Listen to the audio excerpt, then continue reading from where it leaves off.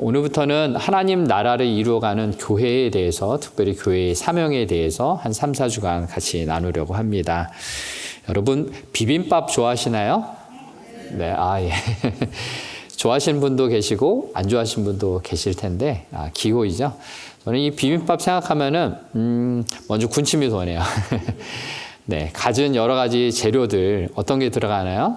네, 호박, 양파, 당근, 또 한국에 있으면 여러 가지 나물들, 무나물이든 시금치든 여러 가지 나물도 넣고, 참기름도 듬뿍 넣고, 또 소스는 고추장이든 또 원하는 대로 간장이든 이렇게 넣고 비비죠.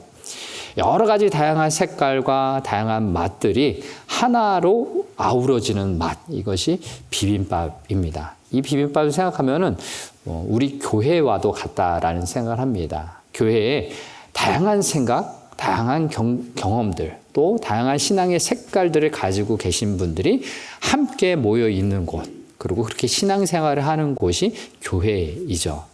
이 교회 안에서 그런데 중심되는 축이 있습니다. 무엇입니까? 다양하지만 그러나 그 가운데는 예수님이 계시다라는 것. 예수님이 나의 주님이시다라는 지난주 함께 나눴던 성령의 은사를 가진 사람들이 모여인 곳. 그리고 그렇게 예수님이 주인이심을 고백하고 삶으로 살아가는 이 곳, 바로 교회의 모습입니다. 그런 우리가 다양한 모습으로 서로를 사랑하고 돕고 섬기는 예수님의 사랑 중심으로 살아가는 것이 바로 교회입니다. 오늘의 말씀을 통해서도 교회란 어떤 곳인지를 함께 살펴보고자 합니다. 마태복음 4장의 말씀, 에베소 1장의 말씀을 통해서 구체적으로 교회가 어떠한 곳이고 어떤 역할을 하는지 함께 살펴보고자 합니다. 첫 번째로 교회는 예수님의 몸입니다. 여러분, 교회에 대해서 여러 가지로 생각할 수 있지만 교회란 무엇이냐? 첫 번째로 생각할 수 있는 것은 보이는 교회로서 이 건물, 예배당을 이야기할 수도 있습니다. 우리 교회, 이 오클랜드 핸더슨에 위치한 이 교회, 이 한인교회가 그런 교회의 모습, 보이는 교회로서 모습을 하고 있지만 교회는 이 보이는 교회로서만 있는 것이 아니라는 것입니다. 종교교육가 잘 칼뱅은 보이는 교회와 보이지 않는 교회가 있다라고 말을 했습니다. 보이는 교회란 방금 언급한 것처럼 이 예배당, 이곳에 모인 곳이죠. 그런데 보이지 않는 교회란 무엇을 말하는가? 바로 그것은 하나님을 믿는 성도들이 바로 교회입니다. 보이지 않는 교회이죠. 예수님을 구세주로 모신 사람들의 그 신앙의 고백을 가지고 있는 사람들, 그리고 그 사람들이 모여 있는 이곳이 바로 보이지 않는 교회이다라는 것입니다. 그래서 과거로부터 믿음 생활을 했던 여러 그 성도들 또한 교회이고, 오늘 믿고 있는 저와 여러분, 그리고 앞으로도 다음 세대에도 믿음을 생활을 하고 있는 그 사람들 또한 보이지 않는 교회입니다. 그렇습니다. 저와 여러분은 교회이고, 오늘 본문에 말하는 바 이 교회는 예수님의 몸입니다. 오늘 말씀 에베소서 1장 23절이 바로 우리가 예수님의 몸이다라고 말씀하고 있습니다. 에베소 1장 23절의 말씀 같이 읽어보겠습니다. 교회는 그의 몸이니 만물 안에서 만물을 충만하게 하시는 이의 충만함이니라. 아멘. 교회는 예수님의 몸이다라고 말씀하시면서 우리와 예수님과의 특별한 관계를 말씀하고 계세요. 예수님은 교회의 머리이시고 우리는 그의 몸이다라는 아주 특별한 이 관계를 이야기하고 있습니다. 머리와 몸을 생각하면 어떻습니까? 하나이다라는 거예요. 예수님과 우리의 관계가 그처럼 연합되어 있고 하나이다라는 것을 강조하는 이 비유의 말씀입니다. 만약 머리와 몸이 분리되면 어떻게 됩니까? 생명이 끊어지는 거죠. 죽는 것입니다. 이처럼 머리와 몸은 뗄 수 없을 만큼 항상 하나가 되어 살아간다라는 것입니다. 즉 예수님이 우리와 그렇게 함께 하신다라는 말씀입니다. 여러분, 태어나 보니 내가 어느 가정에 있고 어느 누구누구 부모님을 모시고 있다라는 것, 여러분 그것이 신앙생활에도 마찬가지입니다. 내가 예수님을 믿고 born again, 다시 태어나 보니 하나님이 나의 아버지이시고 나는 그분의 자녀입니다. 나는 그분의 몸입니다. 라고 고백할 수 있게 되는 겁니다. 이것이 잘 이해가 되지 않으실 겁니다. 사실 이해보다 경험이 먼저예요. 내가 먼저 태어나면은 그 갓난아이가 나의 어머니 아버지가 누구라는 것을 이해할 수 있습니까? 아닙니다. 그냥 몸으로 경험하게 되는 거죠. 우리의 신앙생활도 마찬가지예요. 내가 예수님을 믿고 교회를 다니며 신앙생활을 한다는 건 이해되기 이전에 먼저 내가 하나님의 자녀가 되었다라는 것을 경험하기 시작하는 거고요. 또 하나님의 말씀, 성경 말씀을 통해서 그것이 어떻게 이루어졌는지 이해되기 시작하는 것이죠. 오늘 말씀에서는 교회는 예수님의 몸이다 라고 말씀하시면서 또 하나 말씀하시는 것이 교회가 예수님의 충만함이다 라고 말씀하고 있는데, 이것은 무슨 의미일까요? 충만함이다라는 것은 영어로 fullness, 가득 차다, 충만하다라는 말을 의미하고, 또한 완성되다라는 말을 담고 있습니다. 즉 교회, 예수님의 몸인 교회는 예수님으로 인하여 가득 찬 그런 곳이고, 예수님이 하시는 일을 이루어가는, 완성하신다라는 의미가 담겨 있습니다. 그래서 우리가 예수 충만, 성령 충만이란 말을 하기도 하죠. 이것은 내 안에 내가 예수님을 충만하게 원한다라는 말로 표현합니다. 그렇습니다. 예수님이 우리와 함께 하신 거죠. 성령님이 우리와 함께 하신다라는 거예요. 그래서 이 충만한 이 교회를 통하여서 예수님이 하시고자 하는 일들을 이루어 가시는 것, 완성하시는 것, 이것이 바로 오늘 에베소 1장 23절에 나온 우리가 예수님의 충만함을 받은 그 충만함을 이루어가는 도구다라는 것을 나타내고 있습니다. 그래서 우리는 나 자신을 예수님이 함께하여 주시는 그런 처소로, 거처할 곳으로 내어 드릴 뿐입니다. 그런데 오늘 예배소의 말씀 속에서 더 기억해야 될 것은 예수님은 어떠한 분이시냐라는 것을 기억해야 합니다. 오늘 본문 에베소 1장 21절과 22절에서 예수님이 어떠한 분이신지 기록하고 있습니다. 21절입니다. 예수님은 모든 통치와 권세와 능력과 주권과 이 세상뿐만 아니라 오는 세상에 일컫는 모든 이름 위에 뛰어난 분이십니다. 라고 기록하고 있고요. 22절에 또 만물을 예수님의 발 아래에 복종하게 하시고 예수님을 만물 위에 교회의 머리로 삼으셨다라고 기록하고 있습니다. 그렇습니다. 예수님은 이 모든 세상을 다스리시는 분으로, 만물을 다스리시는 분으로 이 땅에 오셨고요. 이 교회의 머리가 되셨습니다. 이러한 의미에서 충만이라는 단어는 교회가 예수님을 보완하거나 어떤 필요를 채우는 그런 것이 아니라 예수님께서 자기의 몸인 교회에 자신을 채우겠다라는 것입니다. 만물을 다스리시는 예수님이 함께 하셔서 그분의 생명과 은혜를 받은 사람들로 살아가게 하시겠다라는 놀라운 축복의 말씀입니다. 그래서 교회는 예수님의 몸으로 만물 안에서 만물을 충만하게 하시는 예수님의 충만함을 누리는 존재가 되는 것입니다. 그래서 이 충만함에 대한 이 의미가 공동 번역으로 보면은 보다 명확하게 이해를 할 수 있습니다. 공동 번역으로 에베소 1장 23절의 말씀 같이 읽어보겠습니다. 교회는 그리스도의 몸이며 만물을 완성하시는 분의 계획이 그 안에서 완전히 이루어집니다. 아멘. 만물을 완성하시는 예수님의 그 계획이 그 예수님의 그 충만함을 통하여서 완전히 이루어집니다라는 의미입니다. 즉 머리 대신 예수님께서 그 몸인 교회, 우리를 통해서 이 세상을 구원하시고 이 세상을 치유하시고 회복시키시는 일을 완성하신다라는 것입니다. 그래서 예수님은 우리에 대한 기대를 갖고 계세요. 몸인 우리를 통해서 예수님의 그 사랑을 펼치시기를 원하시는 거죠. 그렇다면 우리는 어떻게 교회답게 살 수 있을까요? 그것은 바로 예수님, 그 몸의 머리 대신 예수님과 잘 붙어 사는 것이고요.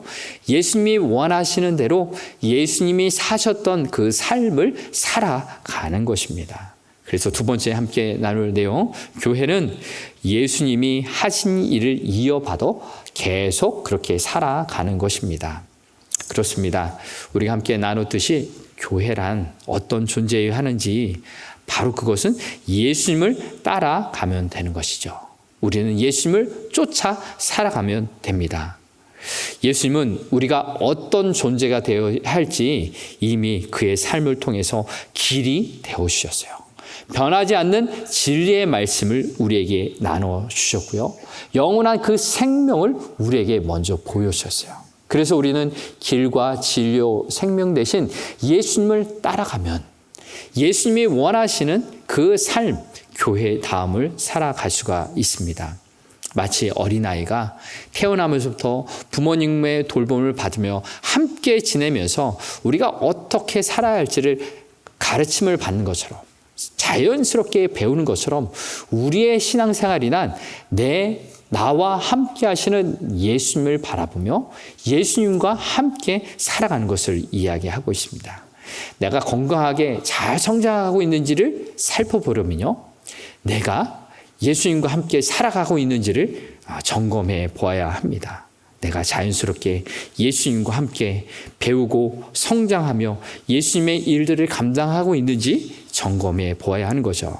오늘 본문 마태복음 4장 23절이 우리가 닮아가야 할, 배워야 할 그 모습을 이렇게 기록하고 있습니다. 같이 읽어보겠습니다. 예수께서 온 갈릴리에 두루 다니사 그들의 회당에서 가르치시며 천국 복음을 전파하시며 백성 중에 모든 병과 모든 약한 것을 고치시니. 아멘. 이 기록은 예수님이 이 땅에 오셔서 하셨던 일들을 한마디로 잘 표현한 구절입니다. 예수님의 이 사역을 세 가지 동사로 표현했는데요. 첫 번째는 가르치셨다, teaching. 그리고 두 번째는 전파하셨다, preaching. 세 번째는 고치셨다, healing입니다. 다른 말로 표현하면 예수님은 가르치는 선생님이셨고요.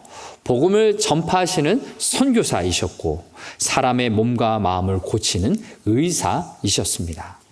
예수님의 이러한 사역은 수많은 사람들을 살렸죠. 그래서 본문 24절은 이렇게 기록합니다.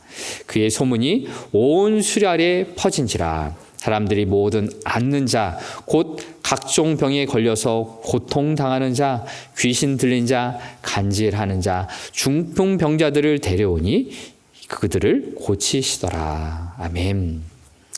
예수님은 실제로 예수님 앞에 나온 모든 사람을 불쌍히 여기셨어요. 그리고 말씀으로 치료해 주셨고 사랑으로 함께 하셨고 병든 몸과 영혼 그리고 죄로 죽을 수밖에 없는 그 영혼들을 살리셨습니다. 바로 예수님의 그 사역은 우리를 구원하시는 그 사역이었습니다. 우리는 어떤 존재입니까? 히브리서 9장 27절에 나온 것처럼 한 번 죽는 것은 사람에게 정해진 것이요 그 후에는 심판이 있으리니. 아멘. 우리는 언젠가 다 죽을 존재이고요.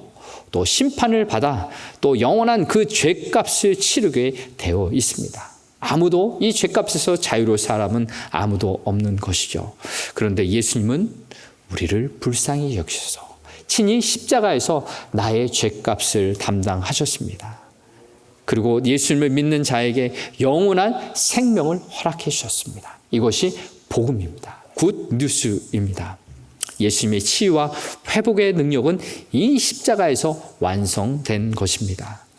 우리가 만일 내가 살아있는 동안에 그 십자가를 바라볼 때 그리고 예수님을 나의 구원자로 인정하고 고백하면은 진정 나는 죄의 문제에서 해결함 받는 것이고 내 영이 살아날 뿐만 아니라 내가 살아있는 이 순간에도 하나님이 치유하시고 회복하시는 그 은혜를 경험하게 됩니다. 바로 예수님의 이 치유의 사역은 죽어서 누리는 그 영원한 천국, 영원한 생명뿐만 아닌 이 땅에서 하나님의 자녀로 회복되어지고 치유되어지는 그 과정이 우리에게 있다는 것을 우리가 기억해야 합니다. 예수님의 이 치유의 사역은 이미 이사야 선지자를 통해서 예수님이 오시기 700년 전에 이미 예언된 내용입니다. 이사야서 53장 4절 5절의 말씀이 그것을 이렇게 기록하고 있습니다. 같이 읽어보겠습니다. 그는 실로 우리가 받아야 할 고통을 대신 받고 우리가 겪어야 할 슬픔을 대신 겪었다. 그러나 우리는 그가 징벌을 받아서 하나님에게 맞으며 고난을 받는다고 생각하였다. 그러나 그가 찔린 것은 우리의 허물 때문이고 그가 상처를 받은 것은 우리의 약함 때문이다. 그가 징계를 받음으로써 우리가 평안을 누리고 그가 매를 맞음으로써 우리의 병을 나았다. 아멘. 이 이사야의 말씀은 예수님의 이 치유와 회복의 원리가 담겨 있는 말씀입니다. 내가 당해야 할 징계를 예수님이 대신 당하셨죠. 내가 겪어야 할 슬픔과 고통을 예수님이 친히 당하셨어요. 내가 죄의 대가로 창에 찔리고 못에 박히는 그 수모를 당할 것을 예수님이 대신 받으셨기에 그 십자가를 바라보는 사람은 하나님의 자녀가 되는 그 평화를 누릴 수 있고요. 우리의 몸과 영혼이 회복되는 그 은혜를 누릴 수 있게 된 것입니다. 그렇습니다. 예수님은 우리의 몸과 마음을 치유하시기 위해 그 십자가에 달리셨던 것입니다. 그 십자가를 바라보고 계십니까? 그 치유와 회복의 은혜를 오늘 우리는 누리고 있습니까? 매일매일 그 십자가를 바라보며 우리를 사랑하시고 치유하시는 그 은혜를 매일매일 누릴 수 있기를 바랍니다. 그리고 그 회복의 은혜를 누린 저와 여러분을 통해서 교회된 우리를 통해서 예수님의 회복의 사역이 계속되고 있음을 기억하시기 바랍니다. 제가 구역의 보고서를 받아보면은 구역 보고서를 통해서 우리의 아픈 현실들 이런 것들이 같이 기록되어 있어서 같이 기도를 합니다. 어떤 구역 식구들의 기도 제목을 보면은 안 아프신 분들이 없으세요. 다 여기저기 아프시고 우리 가족들을 위해서 병든 우리 가족들이나 믿지 않는 믿음이 연약한 우리 가족들을 위해서 기도 제목을 내놓습니다. 또 어떤 분들은 응급실에 실려가면서 기도 부탁을 하고요. 병원에 있으며 그 아픈 상황 가운데 기도 부탁을 합니다. 왜 이렇게 기도 부탁을 하고 우리는 함께 기도를 할까요? 예수님을 믿고 따르는 우리에게 그 회복의 능력, 회복의 권능을 우리에게 허락해 주셨기 때문입니다. 마태복음 10장 1절에 이렇게 기록되어 있습니다. 같이 읽어보겠습니다. 예수께서 그의 12제자를 부르사 더러운 귀신을 쫓아내며 모든 병과 모든 약한 것을 고치는 권능을 주시니라. 아멘. 저는 이 말씀이 우리 믿는 모든 사람에게 능력이 되는 말씀인 줄 믿습니다. 방금 뭐라고 말씀하셨습니까? 어떤 권능을 주셨습니까? 더러운 귀신을 쫓아내며 모든 병과 모든 약한 것을 고치는 권능을 주셨다라고 말씀하고 있어요. 이것을 믿으십니까? 누구에게 주셨습니까? 예수님을 따르는 제자들에게 이 치유와 회복의 권능을 허락해 주셨어요. 우리가 이 권능을 받았기 때문에 함께 서로를 위해서 기도하는 것입니다. 우리의 몸과 우리의 영혼을 고치시는 예수님이 우리의 이 기도를 통하여 역사해 주시겠다라고 말씀해 주셨기 때문입니다. 내가 목사라고 구역장이라고 어떤 직책을 받아서가 아니라 예수님을 따르는 제자에게 이 권능을 주셨어요. 이 권능을 가지고 사용하시기 바랍니다. 치유와 회복의 능력을 표현하고 하나님 앞에 내어 맡기는 이 기도를 할 수 있기를 바랍니다. 그래서 우리는 예수님을 믿는 믿음으로 그리고 예수님의 이름으로 치유를 위해서 기도할 때 예수님은 우리 가운데 성령을 통하여 역사하여 주신 줄 믿습니다. 그렇습니다. 예수님은 우리를 통해 치유하고 회복하는 역사를 이루어 가십니다. 그런데 세 번째로 함께 나눌 이것은 교회는 이 세상을 치유하는 역할을 감당하는데 개인뿐만 아니라 세상을 치유하고 회복시키십니다. 그렇습니다. 우리는 앞서 함께 나눴듯이 예수님은 우리를 통해서 치유하고 회복시키는 일들을 하시는데 그 일들이 개인뿐만 아니라 이 세상에도 확대되고 있다라는 것입니다. 이 말씀이 누가복음 4장 18절 19절에 기록되어 있습니다. 같이 읽어보겠습니다.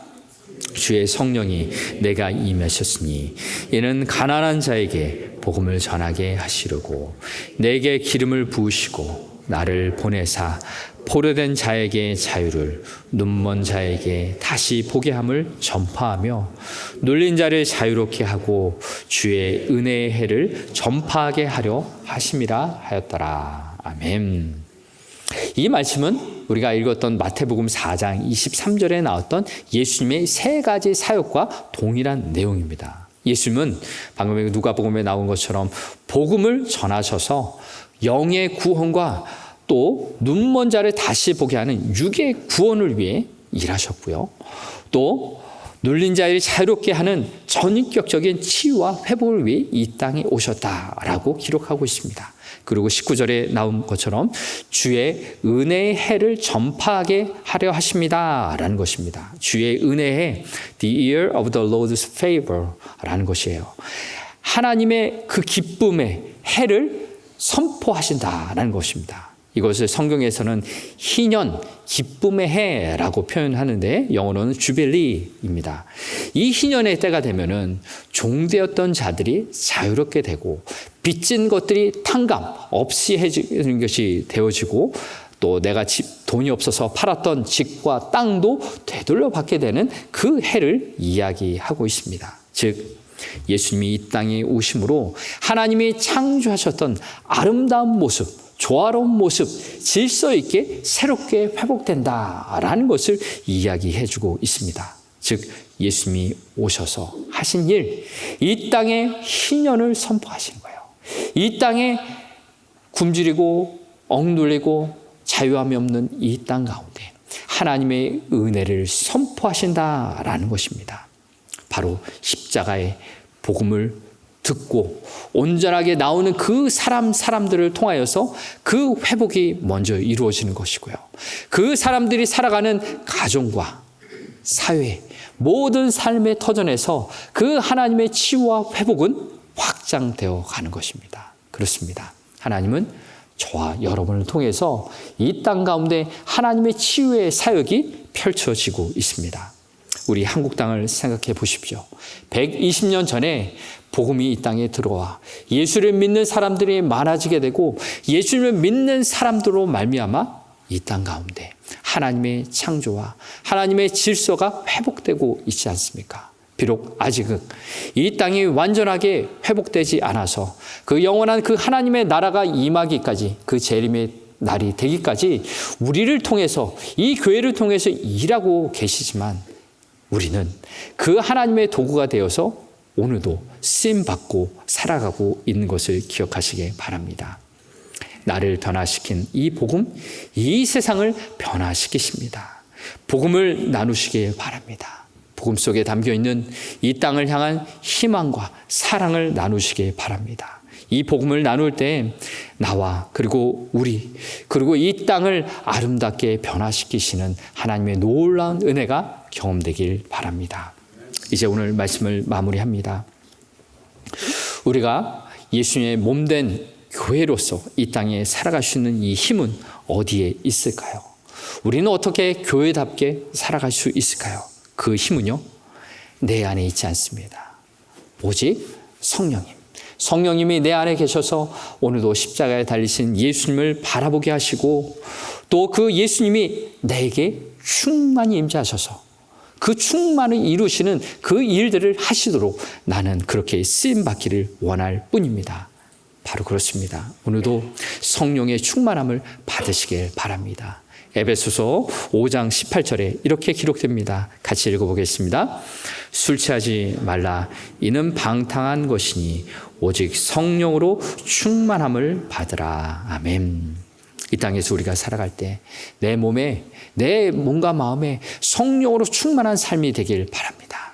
성령이 이끌어 주시는 그 삶으로 나를 통하여서 교회 몸을 이루시고 나를 통하여서 하나님의 놀라운 일들을 이루어 가시는 하나님의 놀라운 일들을 경험하시길 바랍니다. 내가 아무것도 하지 않는다라고 생각하지 마시고 나를 통하여 함께하여 주시는 성령님이 일하여 주십니다 라고 날마다 고백하며 믿음으로 살아가는 우리의 삶이 되길 주의 이름으로 축복합니다.